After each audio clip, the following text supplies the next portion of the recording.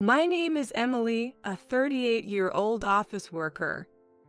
Today should have been my 10th wedding anniversary, but the person who showed up at the anniversary dinner wasn't just my husband, Rick, whom I had arranged to meet. I'm sorry to intrude on your celebration, but I thought it's time for your wife to get a grip on reality. The one who said this, either deliberately or naively, was Sophia, an office staff who worked at Rick's clinic. She said it with a snicker that seemed to intentionally rub people the wrong way. Sophia must be about 23, having graduated from college and started working last spring. Reality? What reality do I need to understand exactly? I said that while glancing at Rick, who was sitting next to Sophia opposite of me. He grinned wickedly at me. Well, despite my obvious efforts to exclude you, you never noticed anything about me and Sophia, right? There's no need to hide it anymore. So I thought we might as well clear the air. That's because Rick and I are in love. So I'd like you to step aside quickly. Sophia said that while flaunting a shining ring on her left ring finger. So, you two were having an affair, and now you want to marry her, so I'm in the way. Even now, you're not shedding a single tear. You really are a scary woman. But yay, you're right, and I'm not going to deny it. I'm not a monster. I'm willing to give you some money if you leave me. Rick said this with a smug look, and Sophia gazed at him adoringly. I lost my appetite, even for the fancy French full course, so I decided to leave. But before I did, I turned to Rick and Sophia and said, if we're going to split up, I'll need some time to prepare. Let's say next Thursday afternoon. It's your clinic's day off, so that should work well for you, right? With that, I left the restaurant. I hailed a cab on the street and gave the driver my parents' address. As I gazed out at the night view, I murmured to myself, how did it all come to this? And began to reflect on how Rick and I met and our 10 years of marriage. We met 15 years ago. It was when I had just graduated from college and started working at a real estate management company. Rick, the same age as me, had been commuting from his parents' home in a neighboring state to college. But from his 5th year in medical school, clinical training got so busy that he wanted to rent an apartment or condo near the university to get more sleep. However, he couldn't find a place that met all his needs within his budget, which was a common issue. After being turned away by several other realtors, he came to our real estate agency. Finding a place that meets all your criteria within your budget is a bit difficult. I think you'll have a hard time at other agencies too. I said that to him after showing him some options and visiting 2 of them. Even if he liked them, they were Weiss's budget. He didn't seem too worried, thinking he might find a hidden gem. So I took a chance and spoke my mind, even though it might be rude to a customer. Rick was surprised, asking, really? So I won't find anything at other real estate agencies either. He didn't seem angry, more like he genuinely thought he could make it work. If you really want to live around this station, you might find something if you're willing to compromise on other conditions. He thought of my suggestion for a while, then said he'd come back another time. Honestly, I thought we wouldn't do business with him and forgot about it. But 2 years later in the spring, Rick came back. He had graduated from medical school and passed the medical board exams, starting his 2-year residency. He said he could afford a higher rent this time. We looked at several properties with his new budget, and he chose one in the same area where I was living alone. Of course, I didn't tell him that, but when I mentioned how good and affordable the local supermarket and the Chinese restaurant's lunch are, he figured it out. Soon, we started running into each other in the neighborhood, after work or on weekends. Initially wary, I was drawn to Rick's carefree laughter and we eventually started dating. Even though he went to the US for medical training for a year, we decided to get married when I was 28, 3 years into our relationship. At that time, Rick had just transferred to a hospital run by a senior's family. He had prioritized repaying his student loans, so I paid for our new home and most other expenses. We debated about the wedding but decided on a small family reception at my father's insistence. I wore the wedding dress my grandmother had made for my mother. My mother had passed away when I was in high school, but wearing her carefully preserved dress, I saw my usually cheerful father and brother cry, saying, "I wish your mother could have seen this. Surely she's watching from above," he said, tears flowing unabashedly. Seeing this, I couldn't help but cry too. Seeing me tear up, my aunt, also getting teary-eyed, said, "Oh dear, your makeup will run. Tears are a no-no for a bride," as she dabbed at my tears with her handkerchief. Looking back now, I think that moment during my wedding to Rick might have been the happiest in our marriage. We kept our honeymoon local and budget-friendly, just a trip to a nearby resort.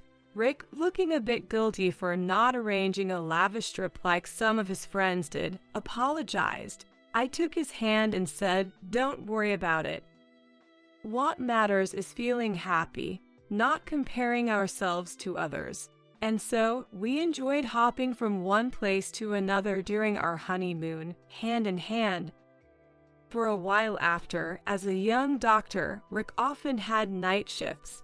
Even though we lived in the same house, I would leave for work when he was asleep, and often return to find he was not there. I ended up taking care of all the household chores. But the increase in housework after marrying Rick was minimal. Since we rarely ate at home, it was mostly just more laundry. The cleaning was about the same whether I was alone or with Rick, so it didn't bother me much. What worried me more was Rick's health. He often skipped proper meals at the hospital, settling for snack foods or cold takeout. Seeing the dark circles under his eyes, I could only say, "Doctors collapsing from overwork isn't unheard of. Are you sure you're okay? Please relax when you're at home." Around that time, an unexpected opportunity came Rick's way.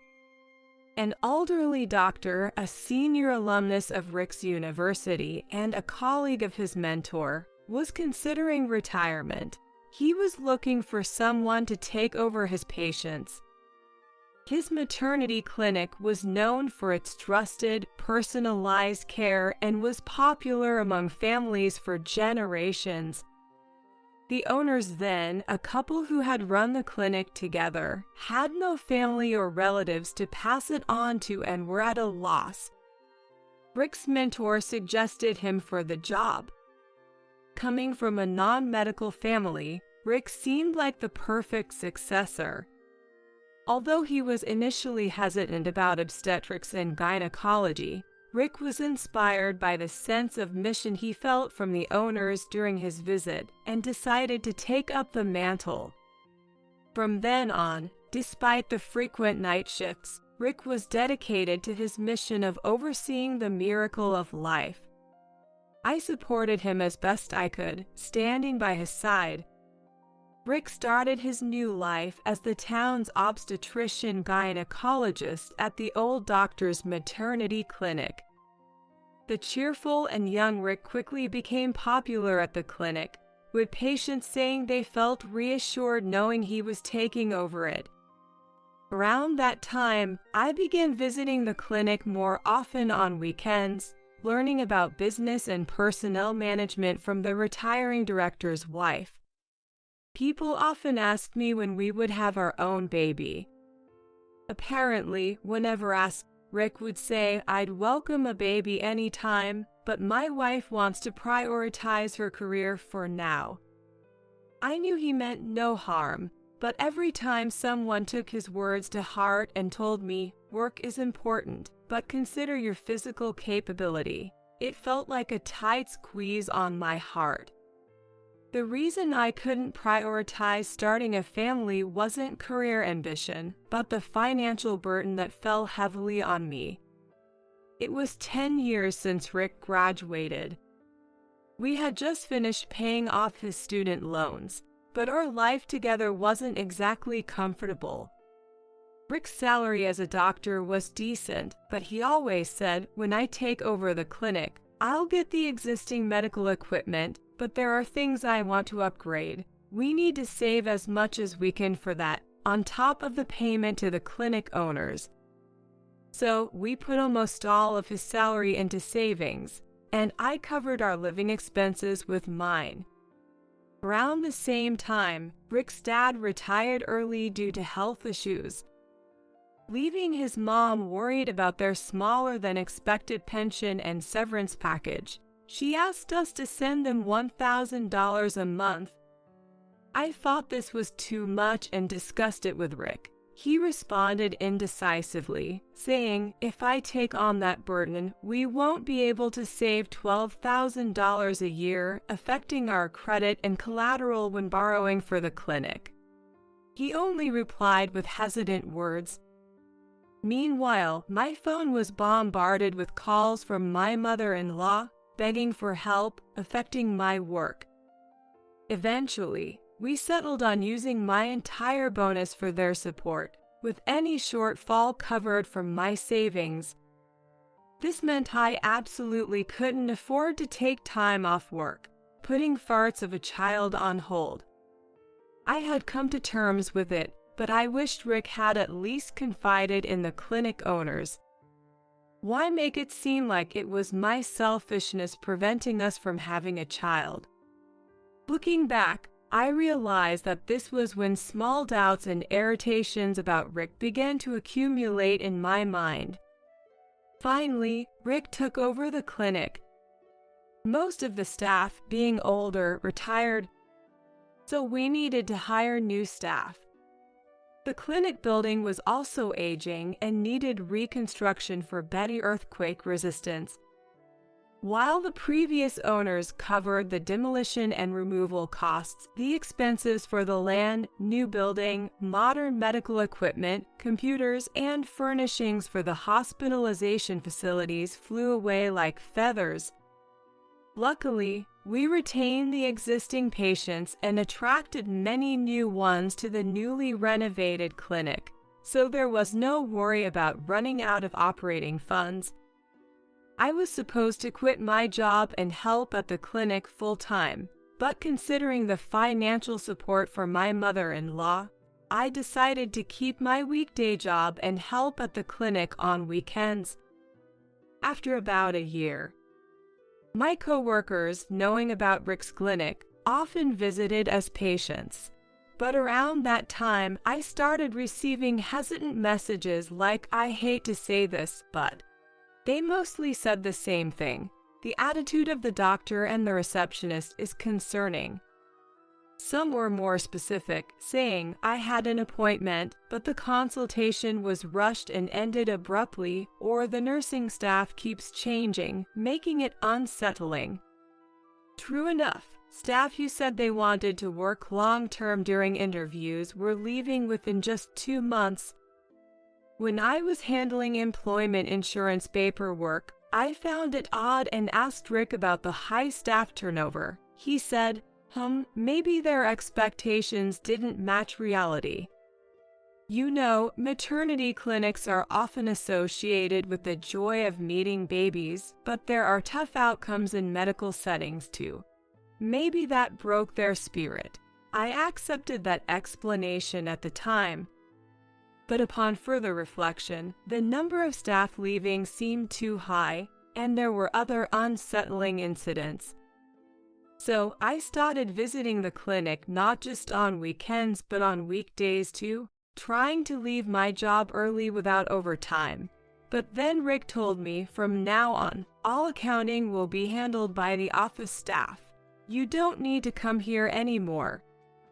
He even changed all the passwords for the accounting software so I couldn't access them. All the account books I had printed and stored were missing, and when I asked Rick about it, he snapped, "You're out of the accounting now. Don't criticize the new person's way." Effectively, I was banned from the clinic. Then, on our 10-year anniversary today, Rick and Sophia, the receptionist he's rumored to be involved with, told me to step aside. Let's see how well things go your way. A week later, Rick and Sophia showed up at the same French restaurant we used to visit, arm in arm, almost like a couple. They were surprised to see a man sitting next to me. When Rick asked who he was, Sophia smugly said, "She didn't want to sit here all alone, did she? Let's be generous." They both sat down, grinning. Then the man next to me stood up, showed his lawyer's badge, and handed his business card to Rick and Sophia, saying, "You might think I'm just for show, but I'm a lawyer, make no mistake." Rick and Sophia froze for a moment, but then plastered smug smiles on their faces. Rick blurted out, "Sorry to disappoint, but Emily and I never filed a marriage certificate, so any talk of dividing assets is pointless." Sophia, looking triumphant, crossed her arms and looked at me. But the lawyer and I ignored them. Annoyed by my expression of indifference, Sophia snapped, "Are you even listening? I'm saying you were never Rick's wife. Do you get it?" I stared back at Rick and Sophia, then said, "Rick, with a brain like yours, it's a wonder you became a doctor. I've known for a long time we weren't legally married. Really, how could you think I wouldn't know?" I laughed heartily, leaving them dumbfounded. The lawyer then pointed out, with a relationship spanning 10 years, you'd have had to renew your driver's license, passport, and receive voter registration cards, right? Ever wonder why they still came in your maiden name? His face turned to shock. When renting our current apartment, of course, we had to submit a proof of residency. Do you know what it says about you? I'm the head of the household and you're listed as husband, unregistered. I showed him the proof of residency I got this morning, and he stared intently at it. Right after our wedding 10 years ago, when we were supposed to file our marriage certificate together, Rick said, "I have to go to the city office tomorrow. I'll submit it then," and took the certificate. The reason it wasn't submitted immediately was that Rick's father, who was unwell, insisted on attending to see his son's big day. Predictably, he became exhausted by the end of the ceremony, so we were busy taking him to the hospital and then back to the hotel.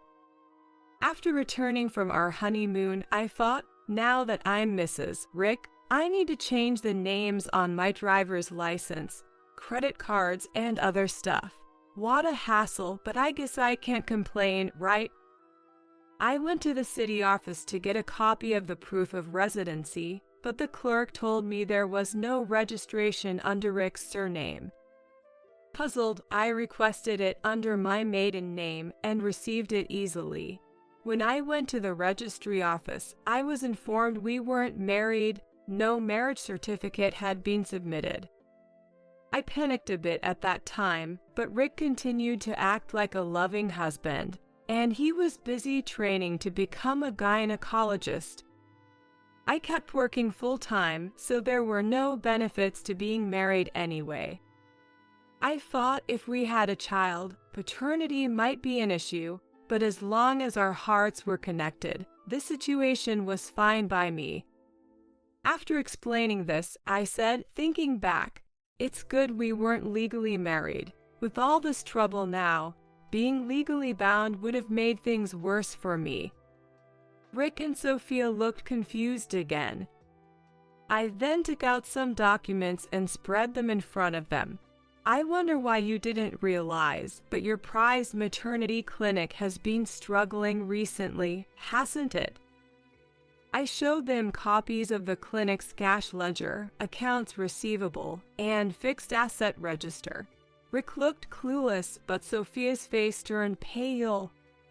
So, it seems you really didn't know how the clinic's accounting was managed after excluding me. I explained that maintaining accurate books is basic accounting, but since Sophia took over, there were discrepancies between sales and cash deposits. Also, there were almost no receipts for cash payments. It was nearly a sieve-like situation. Also, Rick, as a self-employed doctor, you're naturally supposed to pay into the national pension, but it seems you've defaulted. The bank account for the withdrawals has only 7 cents. Rick seemed to finally understand the severity of his situation. He confronted Sophia. "Why did you do this? I could have handled it even without leaving it to that old lady." Sophia remained silent, looking down.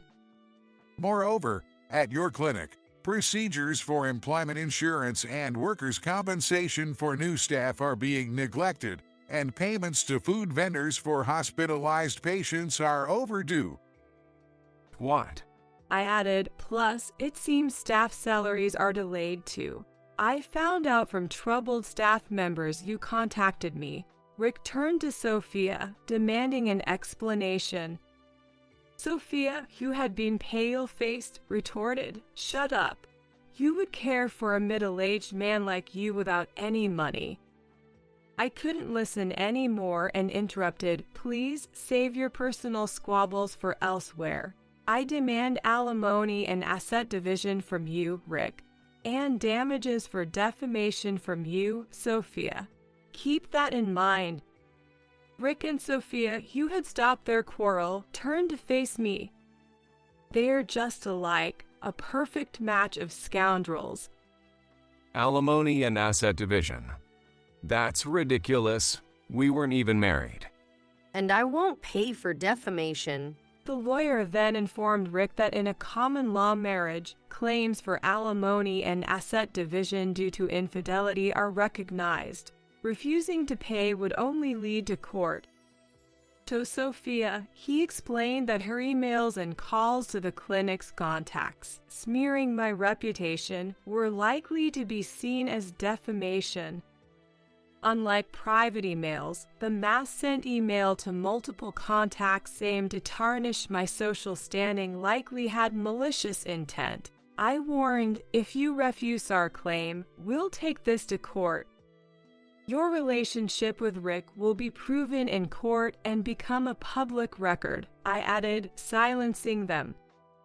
After leaving the two speechless and slumped in their chairs, I exited the restaurant's private room. Subsequently, legal documents arrived, and they couldn't find any law firm to take their case. My letter of disownment to Rick's parents and stopping the financial support enraged his mother, who stormed the clinic, blaming Sophia for the chaos. Patient reviews and social media posts worsened the clinic's reputation. Frustrated staff quit, initiating a collective lawsuit for unpaid wages. Rick, seeking peace, surrendered all his assets for alimony, staff, and vendor payments. However, it wasn't enough. Additionally, Sophia's skimming and revenue discrepancies led to tax issues. Though not tax evasion, Rick had to pay extra taxes. These actions led to a bank reassessment, resulting in the clinic's seizure and bankruptcy. Sophia quickly paid the demanded amount, likely to evade Rick, who lost everything and might become a burden to her. Rumors say that Rick, once a respected doctor, nearly became homeless, wandering the streets at night looking for Sophia. As for me, the money received, though less than what I spent during 10 years with Rick, felt like buying my freedom for the future. Whether I see myself as just 38 or not, life's battles continue.